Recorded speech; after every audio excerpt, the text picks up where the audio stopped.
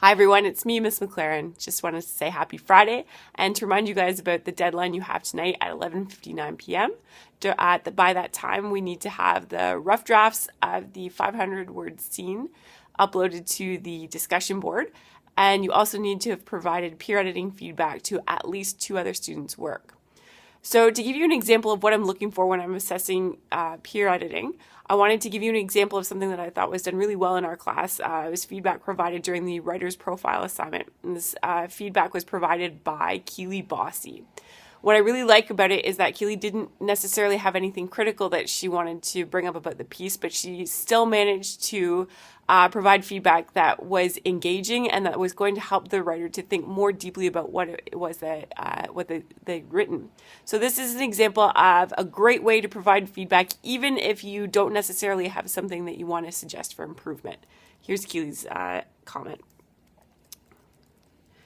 She said, I just wanted to start by saying how I loved how you said I like painting pictures using only words. I thought this was a neat way to describe what you like to do. Clearly, you're very good at describing things, considering you say you like to focus on describing the setting and stories. Is it hard for you to use different words when giving something a description?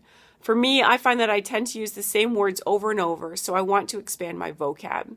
So a few things that I really liked about that feedback. You notice again, she didn't necessarily have anything that she wanted to suggest for improvement, but by asking questions, she's doing a number of things. First, she's adding a personal touch to her feedback and reassuring her reader that she did in fact give that piece her time and attention. She's also asking that person to think a little bit more carefully and clearly about what it is that was written by asking questions. She's not necessarily doing that to suggest any kind of improvement, but she just is critically engaging that person about what they wrote.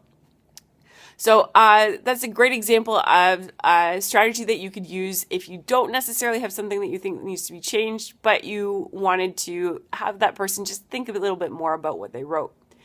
Remember, though, that if you are finding things that could be changed, you're not stepping on anyone's toes and you're not hurting anyone's feelings by making suggestions for improvement.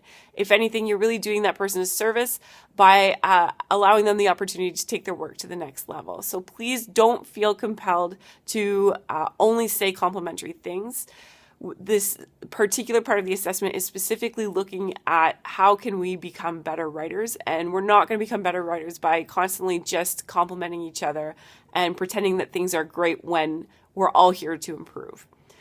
So that's not to say that you have to go on a witch hunt looking for things that are poorly done. There's a balance that can be struck between compliments and constructive criticism. I also wanted to remind you, if you take a look at the rubric for this assignment, that in addition to assessment of the peer editing feedback you provide, I'm also looking at how carefully you take into consideration the feedback that was provided to your work. So you'll notice on the rubric that there is a spot where we take a look at the draft before it was submitted for feedback, and then your final work to see how far it's come in terms of revision and how carefully you consider the feedback provided by your peer editor. Remember that the final polished draft is due by 11:59 p.m. on Sunday night, and that Dropbox will close by midnight Monday morning. So please make sure that you're getting those assignments submitted. So far, tons of creativity pouring in. Anything that anyone's asked me in terms of ideas has been fantastic. You guys are coming up with some great stuff, and I really can't wait to read the final product.